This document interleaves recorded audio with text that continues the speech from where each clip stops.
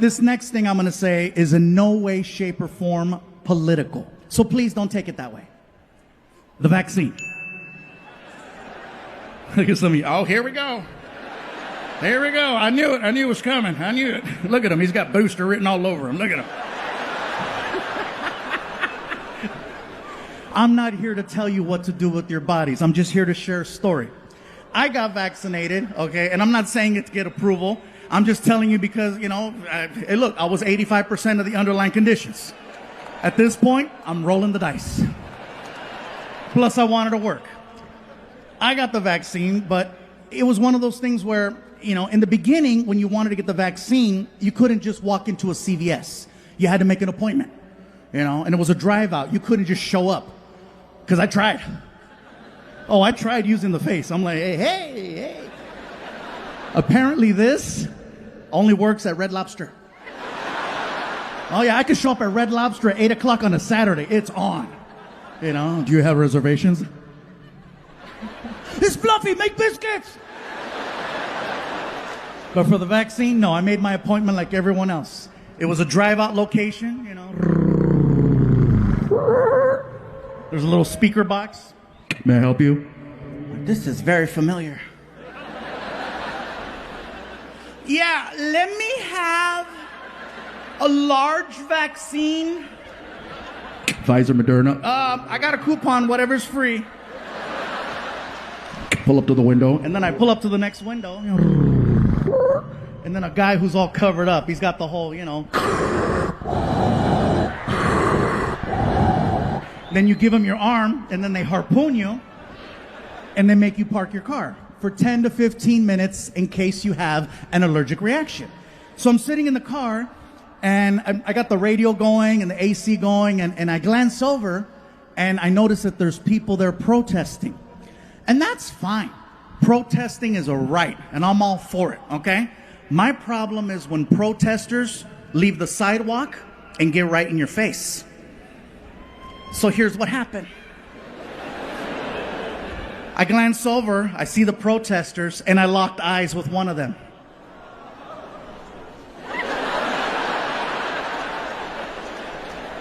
And I could do this all day. I'm in the car, right? Like, what?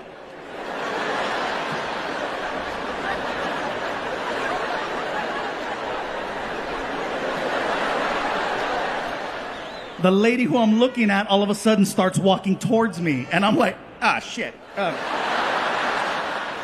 She gets to my car and she starts going off on me. And I have never had a complete stranger go off on me for no reason at all. She gets to the car and she's like, "You are so stupid. You are so stupid. How could you get the vaccine? How could you get the vaccine? You have no idea what you just put inside your body, dumbass." I didn't know what to say. I was like, "Bitch, I eat chorizo."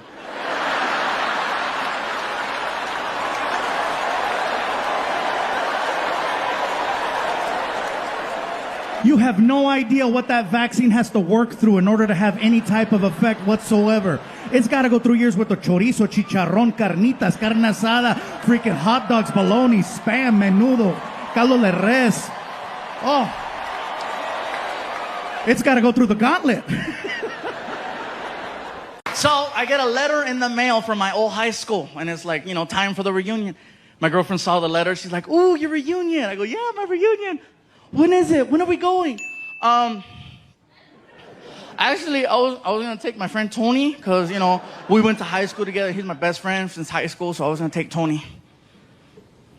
"You're going to take Tony instead of me.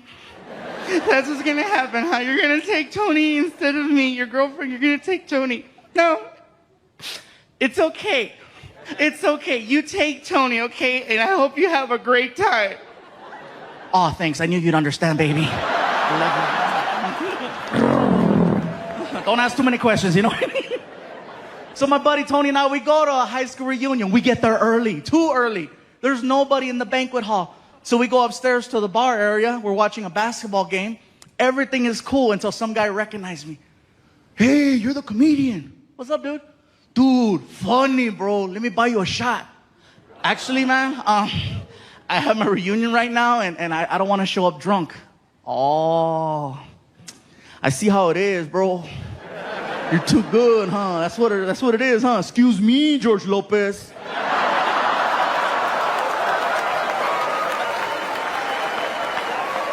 Let's do the stupid shot. All right, bartender shot. So he freaking makes a double. And we freaking cling, cling, and slammed it. I'm like, oh, thank you, man. Thank you. Let's do another one. Oh, hey, man, I'm okay. Thank you. See how it is, Paul Rodriguez? Let's do another shot. And he kept this pattern going. He must have had like 7 comedians behind his freaking wallet, you know? One after another. I got so drunk. I was that level of drunk where you can't even walk straight. You got to look at the ground to navigate. You know, you're just kind of... I get to the reunion. There's a lady at a table, and she's got stickers on the table that say, hello, my name is. And then with a Sharpie, you write your name. I was so drunk, I couldn't even write Gabriel. I wrote Flaco, which is Spanish for skinny. So, you know, I freaking write that, stick it on, and we walk in. The party's going on, you know. I'm trying to find a table. My buddy Tony took off. I couldn't find him. I'm sitting there. I'm like, oh my God. Oh my God. All of a sudden, the lights come up, and the class president is holding the microphone. Hello, everyone. Welcome to the Wilson High School class reunion. Let's just cut to the chase, find out what everyone's been up to, and keep the party rocking. So she pulls out a list. Who's done this? Who's done that? Who has the most children? Some girl in the back. 7. Everybody's like, puta. Now you remember. Okay. All right? She keeps going down the list. Who's done this? Who's done that? Who's been on television? Everybody at my table who wasn't talking to me before, you know, they weren't talking to me before. Now they're like, right here, right here, right here. I'm like, no, shh. Sure enough, here comes the girl. Oh, we have a celebrity over here. Come on, say something. Get up here, Flaco. Come on, Flaco, get up here.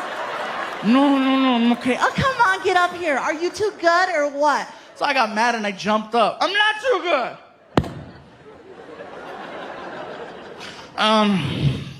Everybody, my name is Gabriel Iglesias.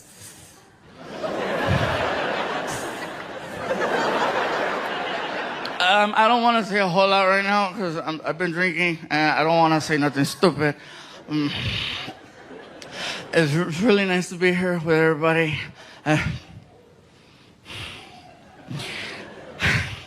I see 2 girls here tonight. 2. Who, when I was in the 12th grade, I asked out to the prom.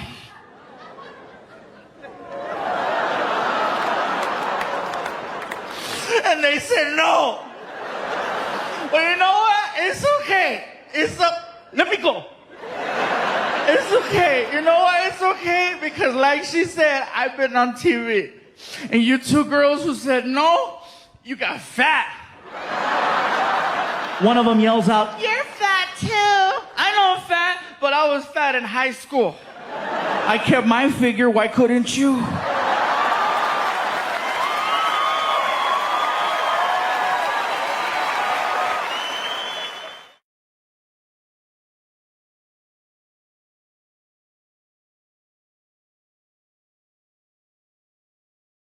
I will tell you, though, that I did not handle the breakup well. She was, in fact, the first breakup, like real. She was my first true love. I'll just say it. She was my first true love. And I did not handle it well. You're supposed to have your heart broken when you're like 12. When you have your first crush. That's when you're supposed to have your first heartache, not in your 40s. It's supposed to be when you're young, when you're little, when you're resilient, you know? You're like, you realize it's not going to work out, so you're devastated. No! And yeah. Not when you're in your 40s. So without divulging too much information, let me just tell you that when everything was finalized, I was at the gas station and I got a text message basically saying, everything's been signed, it's official, it's turned in. And I'm like, oh, wow, okay. I get in the car, I start the car, and then I put it in drive. And that's when it hit. That's when it became real. That's when it was like, oh my God, I can no longer go home.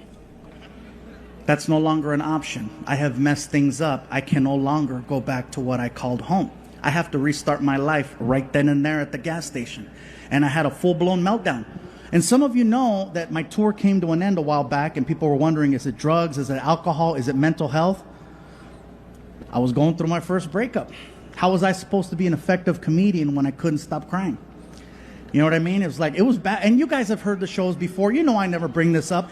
It was the lowest point of my life. I had never felt so sad, weak, vulnerable, depressed, lonely, everything all rolled into one. And it was at the lowest point of my life that I found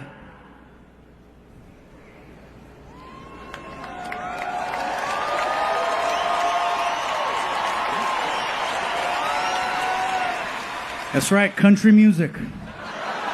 Country music knows when you're sad. Country music knows when you're weak. Country music knows when you're vulnerable and you need something to fill the void. I used to fight off country music. I used to look at country music in the face and tell country, you could take your ache, you break your heart, you keep on moving. But not today. Let me tell you what's going on. I'm in the car and I'm crying so much. My tears are rolling down my cheek and they're blending with my snot. They're blending with my mocos. My tears are blending with my mocos and then blending with my babas, with my drool. I have 3 different fluids coming out of my face at the same time. My neck looked like menudo. It was bad. All I needed was a pinche limón y cebolla. That's it right there. I am making ugly sounds and I don't want to hear myself, so I turn on the stereo and I started hitting buttons and it lands on the country station. And I knew immediately that it was country music I was listening to, and I did not try to change the station because I figured, you know what? I deserve to suffer more for the mistakes I made and the people I hurt. So I let it play and play and play and play. I listened to country music for over an hour, and I came to this conclusion. Country music has at least one song that will speak to your heart directly because you feel like the artist wrote the song specifically about you and your life because of how detailed the songs are. Oh yeah, my hat's off to country music singers and artists. You guys, you know how to do something very well, and it's not till you experience a certain time of your life that it makes sense. I'm in that car bawling, and all of a sudden on the radio I hear this. It's been 7 days since you seen her. How does he know it's been 7 days since I've seen her? You just can't get her off your mind. 'Cause every little thing that you do or say is another reason you pushed her away. And now you're sitting in your car all alone.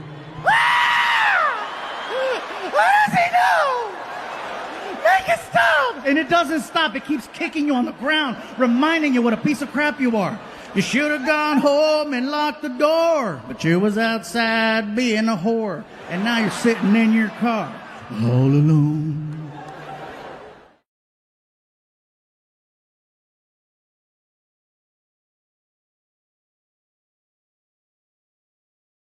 Do you think your mom would like to meet Vicente Fernandez right now?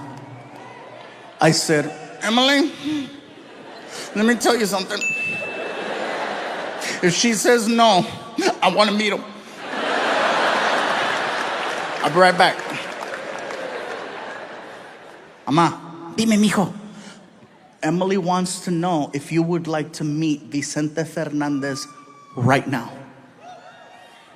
Mijo, that sounds nice.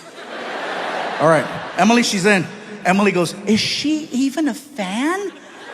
I go, trust me, that's her reaction. She's good. She has the whole house covered with Vicente Fernandez records and cassettes. Okay, we're good.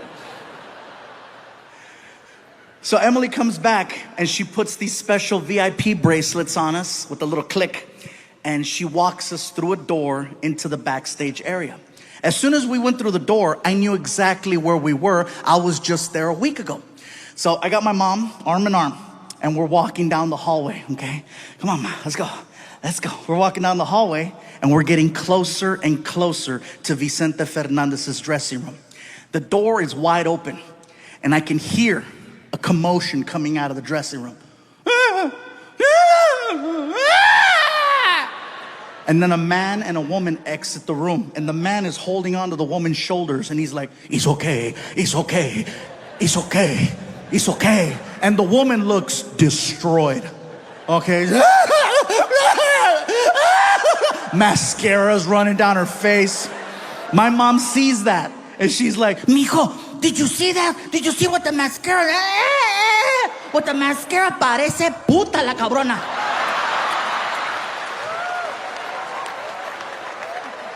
sorry, puta means friendly. So we get by the door, and the closer we get, we start to see a guy in the room. He comes to the door.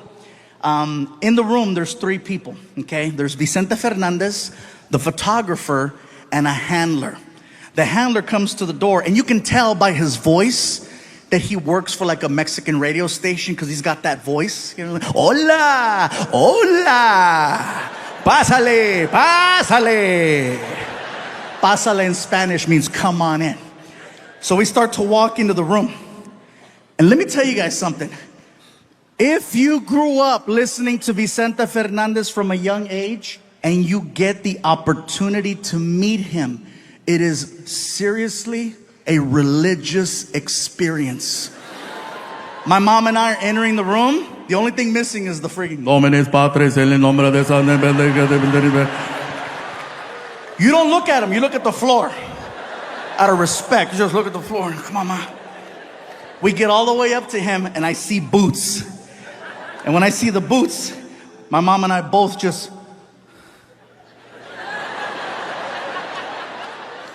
He knows what you're doing. He knows you're checking him out. So what he does is he poses, okay? Vicente stands there and he poses. He'll have the sombrero, the hat, to his side. And then he doesn't look at you. He looks away. And he sticks his chest out. And he stands there looking like a big-ass bottle of Tapatio at Costco.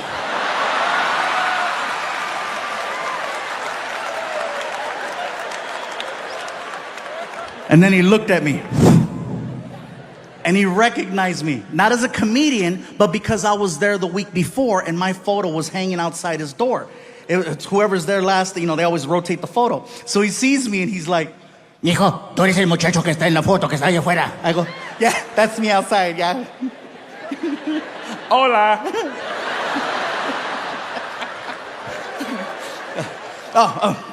Vicente, I'm sorry. Le presento mi mamá. I'm like, oh my God, I think I just offered up my mom to Vicente Fernandez. She's like 73, better late than never, Ma, get him. My mom starts walking up to Vicente. He was so nice. He goes out to shake my mom's hand, and my mom grabs his hand.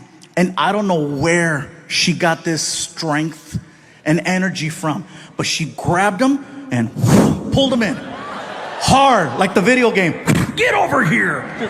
And then hooked him. She hooked him and she starts screaming into his chest, Mi Chente, Mi Chente, Mi Chente. I'm like, oh my God, she's getting horny.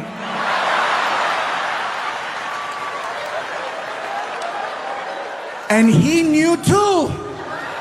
Because he was like, you know, quítamela, quítamela. The photographer, the handler, and me, the three of us, is what it took to pull her off of Vicente. We sit her down, she's bawling. Ah! Mascara's running down her face. The photographer shaking his head. I guess Vicente had dinner earlier that night. He was eating barbecue because I had those wet naps, you know, barbecue wet naps. And so we take the wet naps and we start cleaning the mascara off my mom's face. And we stand her up and we posed her and we took the picture. Emily comes over and she She takes us and she escorts us to our seats in the front. And for 3 hours, my mom was on her feet listening to his. She refused to sit down. Mom, you should sit. No, como que es el Chente. Holding a shot of tequila that she never drank. She was 3 hours on her feet, never once sat down. That's how powerful his music was.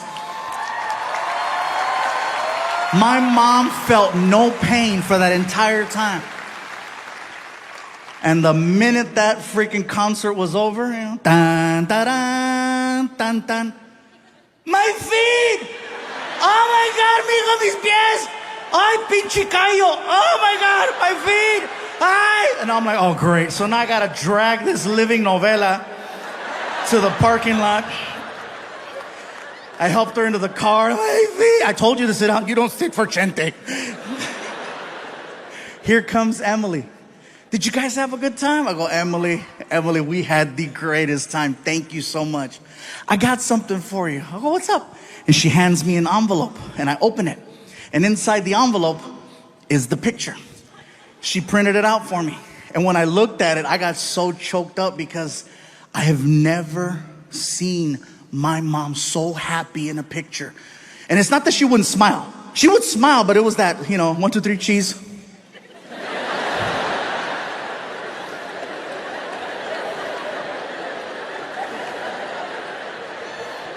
But this one was like...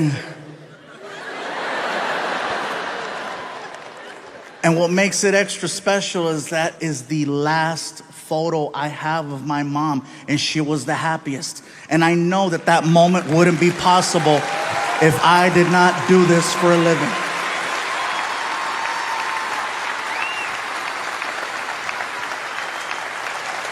So thank you for that. Sorry, I know a lot of people were like, We came to laugh. We're getting all pinche gordo. Me está chillando. Oh my God. oh.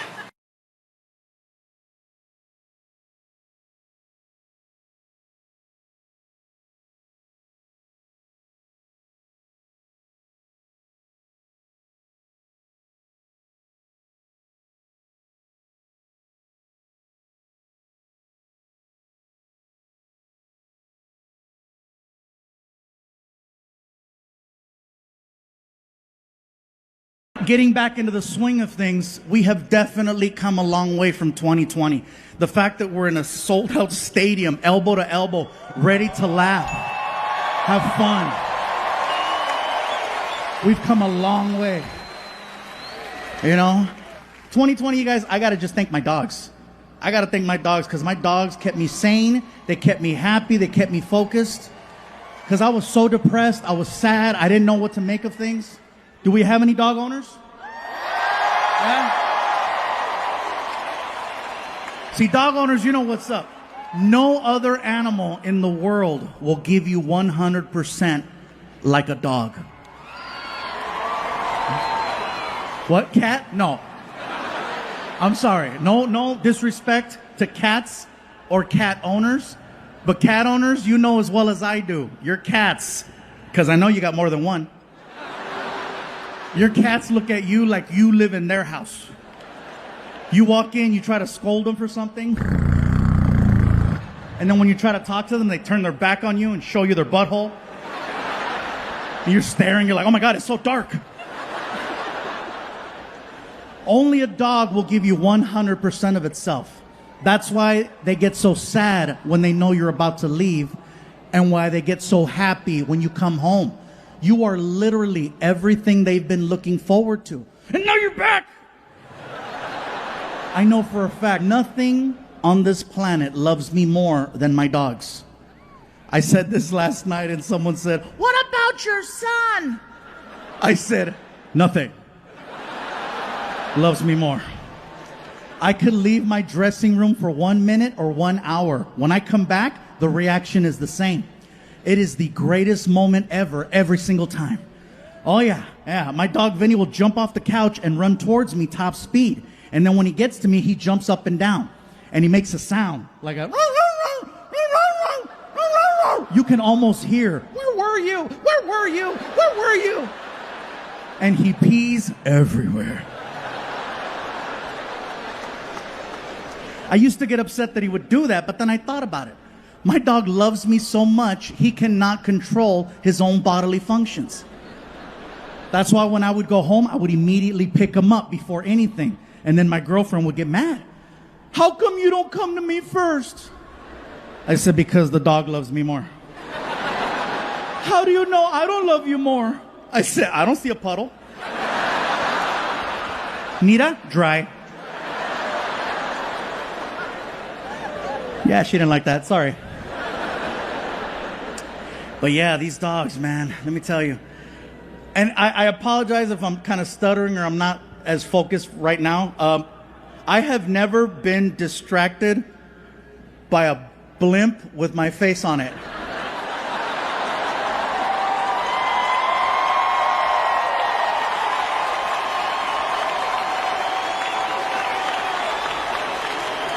I'm sorry, Netflix, but shit, this...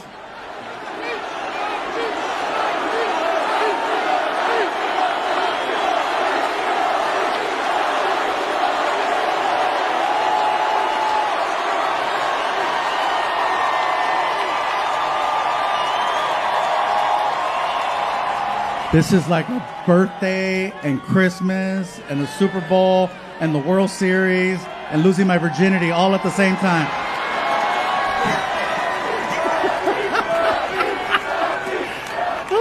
Oh, even saw the lights up the Goodyear blimp.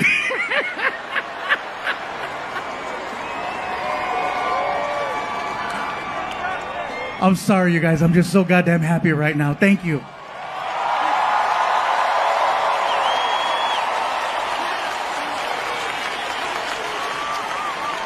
I wish my mom were here to see this. You have no idea. She would have been happy to see all of you, but she would have been like, no, chingue su madre, mira lo que mi hijo está en el cielo. Anda ya con Jesus in the sky, mira. But again, I understand that some people need to be held accountable for certain actions. I just feel like a lot of times a simple conversation can fix things.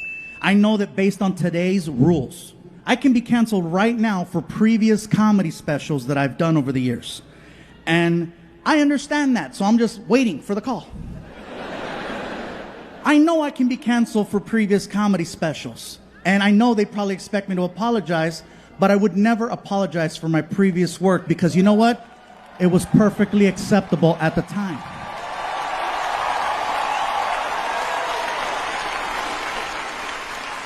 Clearly, there are things I would change now, but at the time, no, there's no way to go back and apologize for that when everything was okay. I want to let you all know right now that there are things about me that you don't know that you're going to find out sooner than later. So basically, what I'm trying to do at this moment is do what my lawyer said and get ahead of it.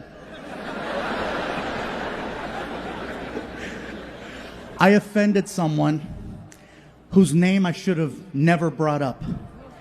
I offended a professional fighter. His name is Canelo.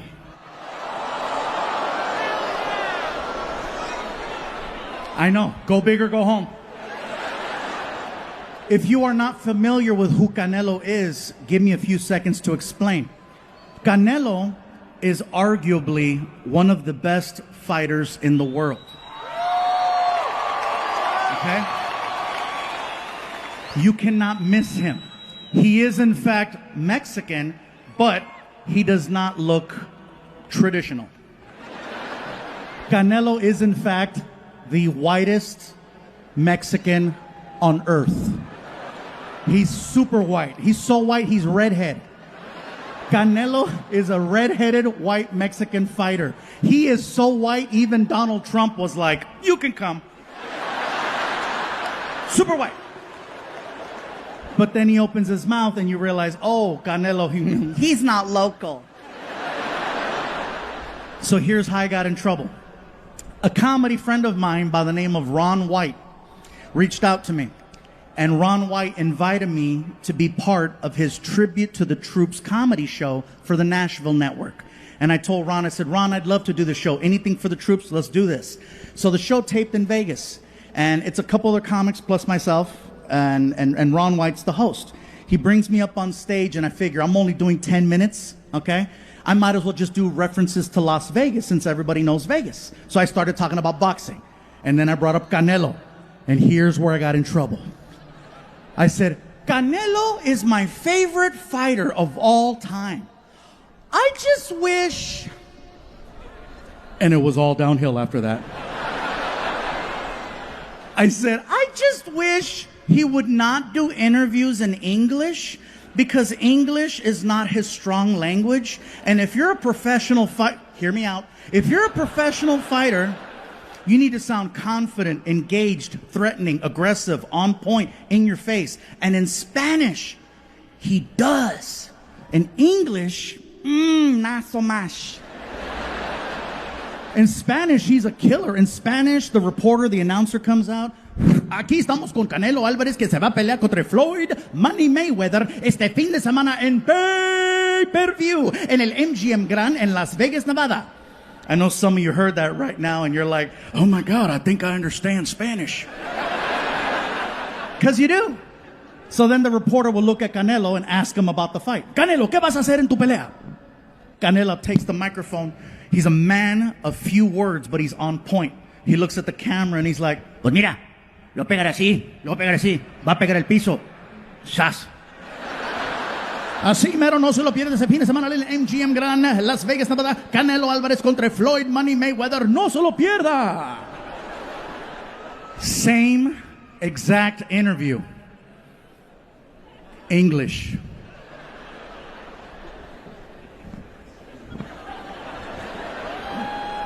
I'm standing here alongside Mexican superstar Saul Canelo Alvarez, who's going to be facing Floyd Money Mayweather this weekend on pay-per-view. Canelo, what is your strategy and your plan of attack going into this weekend's fight against such a technical opponent, if you will, a man who has single-handedly redefined the sport of boxing? What is your plan of attack going into the fight?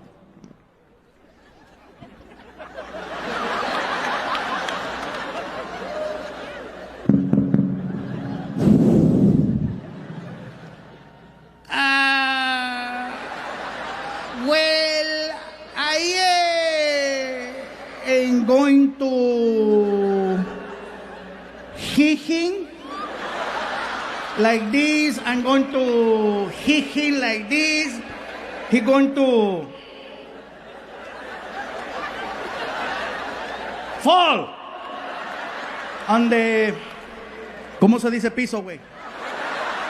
Floor. He's going to fall to the floor and then tan tan, así.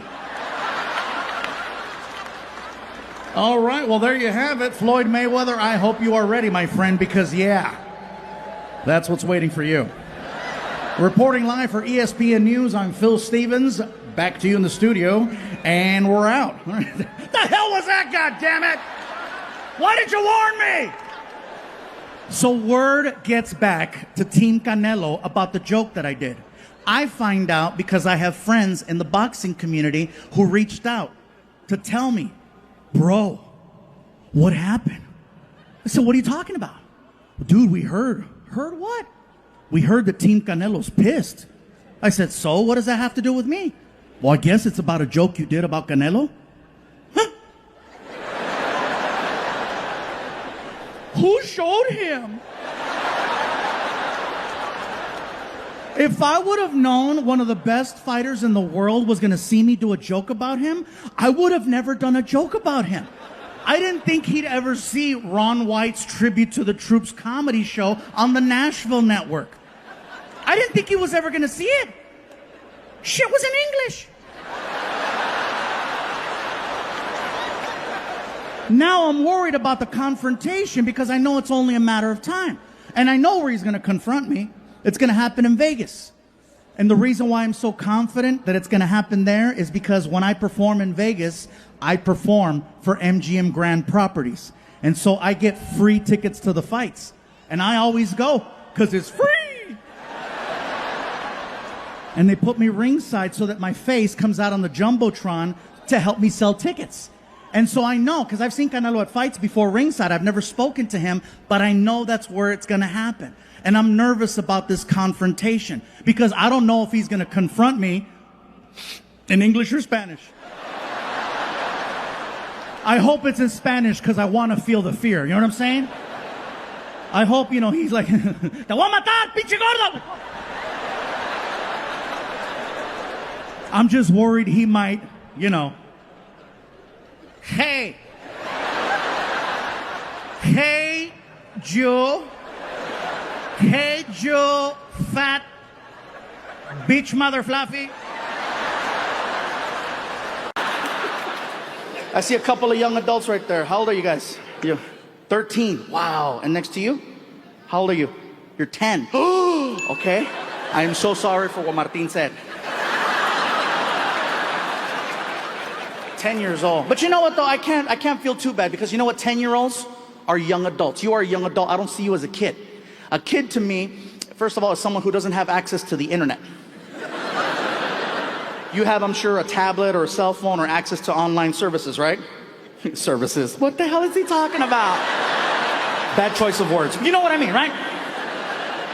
You've probably seen and heard a few things already, and the parents are like, no, not my child. No, I locked their phone. Yeah, but you don't lock their friend's phone. I feel bad whenever I say something that's kind of like risque, whenever parents bring like a 4-year-old, 5-year-old, 6-year-old, and yes, it happens.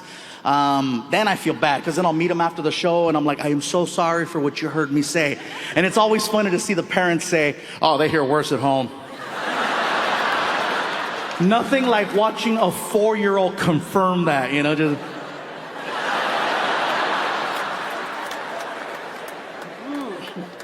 Like, for example, my son, he's 18 years old, but he still doesn't cuss at home.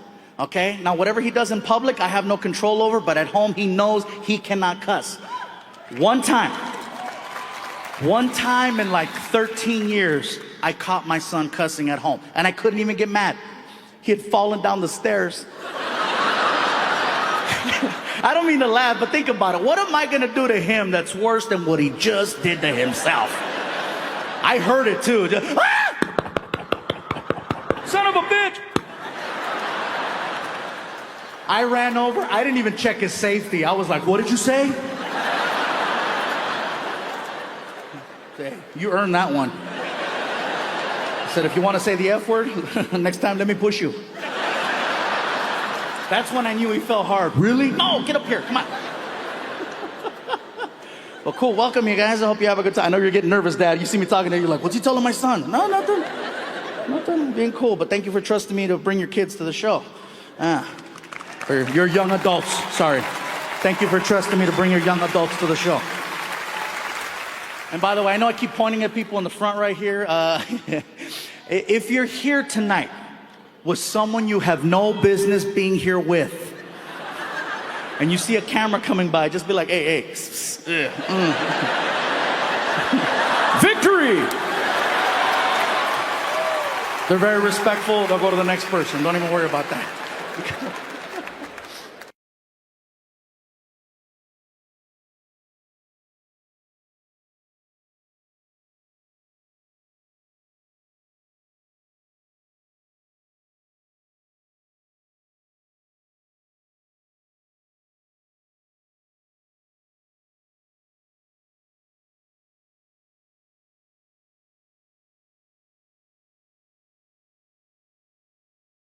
And that's another thing that's changed, you guys. My son Frankie is now 18 years old and 1 week away from graduation.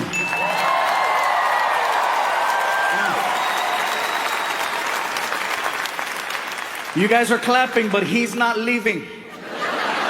I've already asked him, I said, Frankie, what do you want to do with your life? Have you thought about college? Just now.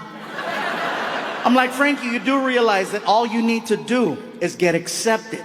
I tell a lot of jokes. I will pay for your entire college education, no matter where you want to go. As long as you get accepted. What do you think about that? I said, you know, if you want to go to school in California, we'll make it happen. You want to go to school out of state, we'll make it happen. I said, hell, I'll even do one of those international programs. You know, the ones where you give them one of your children and then they give you one of their children? What is it called when you kid swap? Thank you. Sorry. That's right. Exchange. Some of you are like, that's called human trafficking. Different program. I would love to do an exchange program with my son, but don't give me a regular kid. If I'm gonna do an exchange program, give me a kid from like a hardcore third world country so that he appreciates all the basic things most American children take for granted.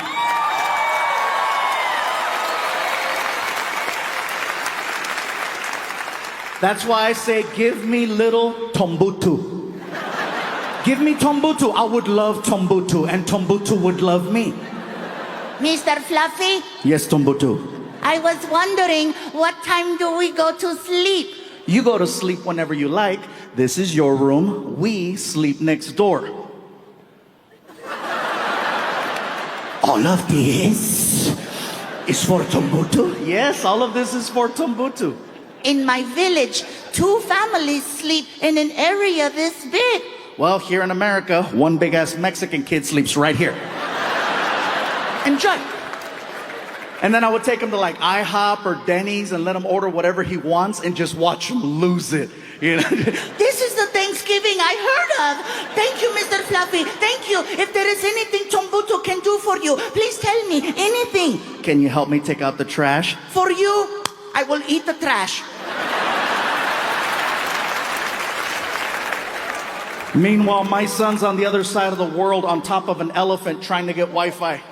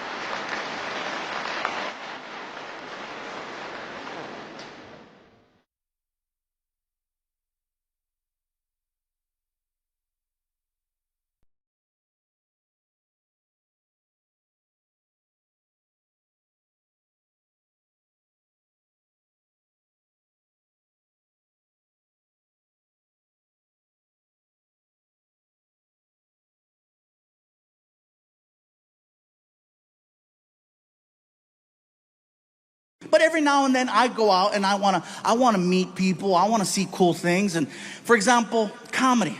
I'm a huge fan of comedy, not just performing it, but I love going to shows. I go to a comedy show every now and then alone.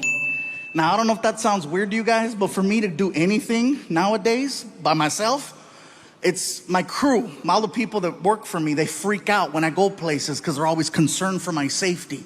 You know, what if someone tries to kidnap you? Well, they're gonna earn it. I got into a fight with some of my team members and I said, you know what, I'm going out. I bought myself a ticket and I went to go watch Chris Rock one night in concert.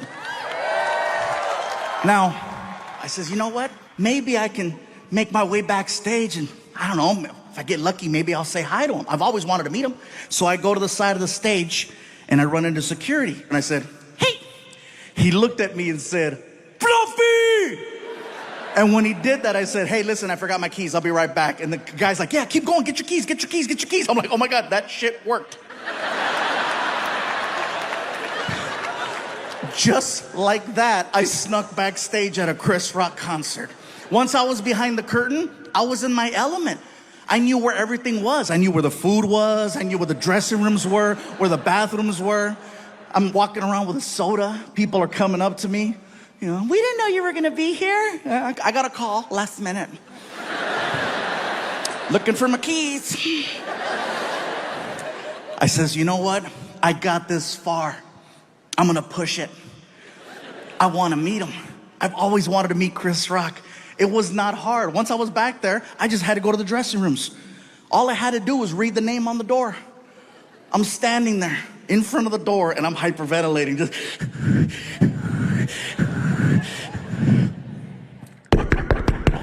The door opens up and there's this man in there, this bodyguard who's just massive. I'm a big guy, but damn, dude was huge.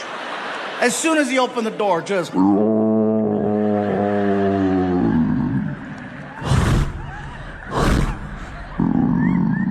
Welcome to Jurassic. Big! Grandote! And I'm standing there and I'm like, hi. And he's like, Can I help you? yes, my name is Gabriel. I'm a comedian and I wanted to see if I could say hi to Chris Rock, if that's possible. You say you're a comedian? Yes.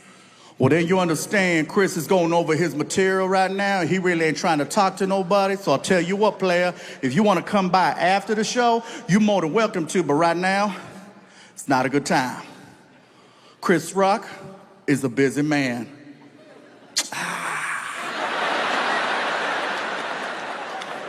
Can I wave?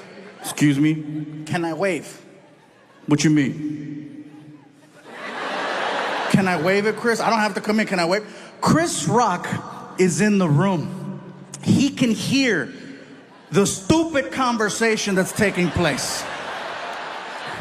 I know this because I can hear Chris Rock in the background. What's going on? Who's at the door? Move out the way. Yo, Chris, I got this, man. I got this. Move. All right. And the guy stands to the side, and now I'm looking at Chris Rock, and he recognized me, and it freaked me out. Oh, yeah, it freaked me out. He's like, ah, shit. Look who it is. Look who it is. It's the king of the Mexicans.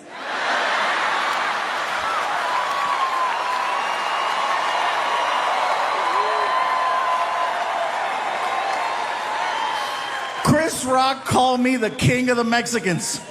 For the rest of the show, everyone referred to me as El Chapo.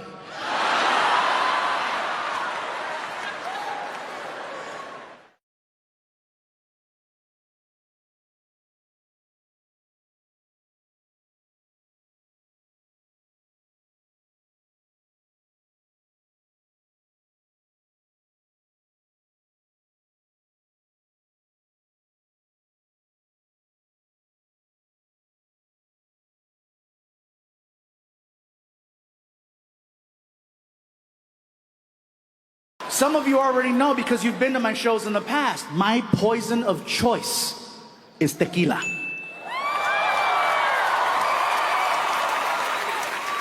Certain alcohol I no longer mess with anymore. Like I no longer mess with Jaeger. See, first of all, any alcohol that will make you say its name is not safe. And that's the only alcohol that will make you do that. That's the only one you hear people. Jaeger! You don't hear anyone else. You don't hear Mexicans. Tequila, way! You don't hear black people. Hennessy, playa. You don't hear Japanese. Woo, saki saki! Jaeger is scary for a few reasons. One, I'm type 2 diabetic.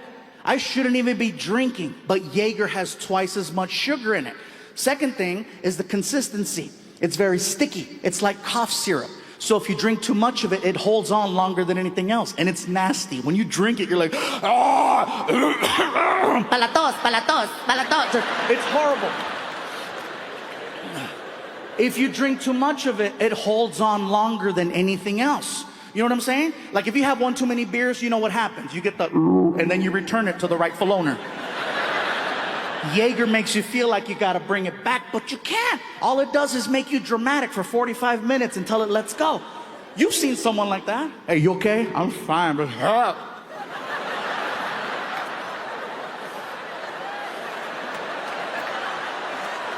they can't throw up. All they're doing is 6-minute abs.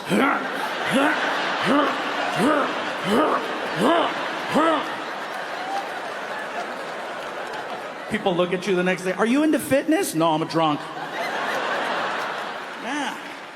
Jaeger is scary. Another alcohol I refuse to mess with anymore is wine. Look at the people over there. We're from Schaumburg.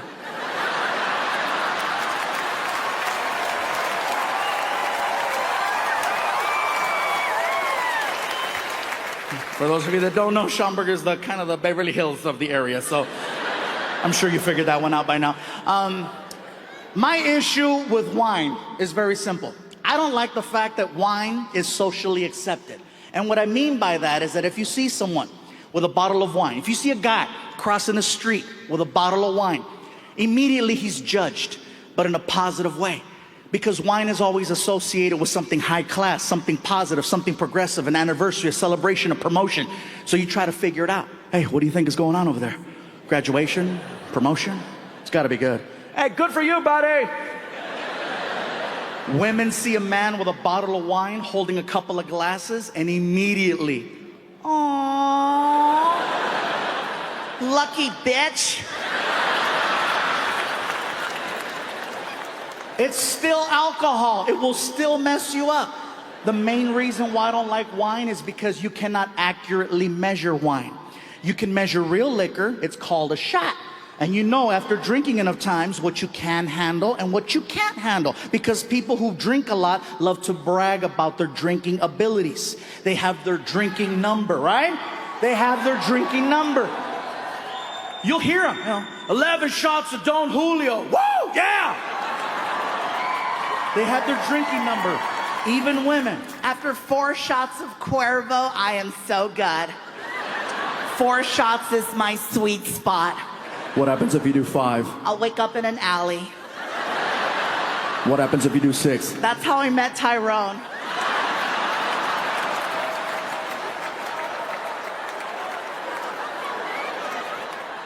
See, with wine, you cannot accurately measure how much you're drinking unless you're basing it on the bottle. And if you're basing it on the bottle, then that's a whole different issue.